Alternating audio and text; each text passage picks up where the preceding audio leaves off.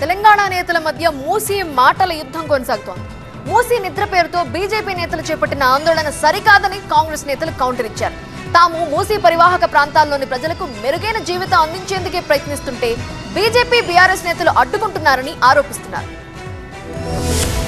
దీనికి కావలసినటువంటి డిపిఆర్ ఎప్పుడు పూర్తి చేస్తారు, ఎట్లా కట్టబోతున్నారు, ఇది రియల్ ఎస్టేట్ వ్యాపారమా, ఈ ఇళ్ళన్నీ కూలగొట్టి వీళ్ళందరికీ నోటీసులు వచ్చినాయి. శంకరం ఇంటికి కూడా నోటీస్ వచ్చింది.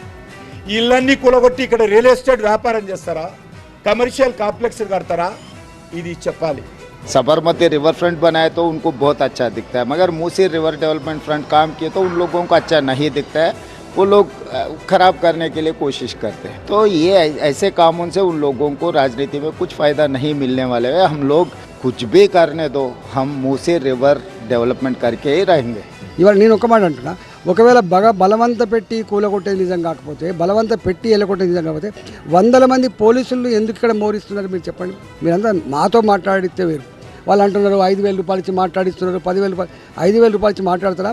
వాళ్ళ భాష ఏందో వాళ్ళ మాటలేందో వాళ్ళు వినండి. మీరు ప్రభుత్వం ఒక మంచి ఆలోచన చేస్తున్నప్పుడు రాజకీయ ఉద్దేశంతో చేస్తూ ఉన్న అన్నిటిని కూడా ఖచ్చితంగా ఖండిస్తూ ఉన్నాం.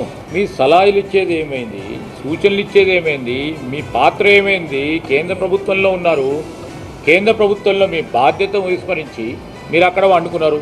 సమస్యలు తెలుసుకునే ప్రయత్నం చేసి సంతోషిస్తాం, కాదంటలేదు. భారతీయ జనతా పార్టీ మరి కాంగ్రెస్ పార్టీ రెండు కలిసి చేస్తున్న డ్రామా ఇది.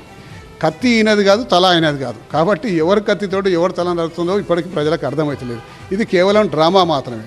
మూసీ నదికి తీవ్రంగా వ్యతిరేకించి నిర్వాసితులకు ఏమాత్రం నష్టం కాకుండా సరైన నష్టపరిహారం 2013లో పార్లమెంట్లో ప్రవేశపెట్టిన మన్మోహన్ సింగ్ గారి నాయకత్వంలో ప్రవేశపెట్టిన భూసేకరణ చట్ట ప్రకారం చేయమని మేము అడుగుతున్నాం.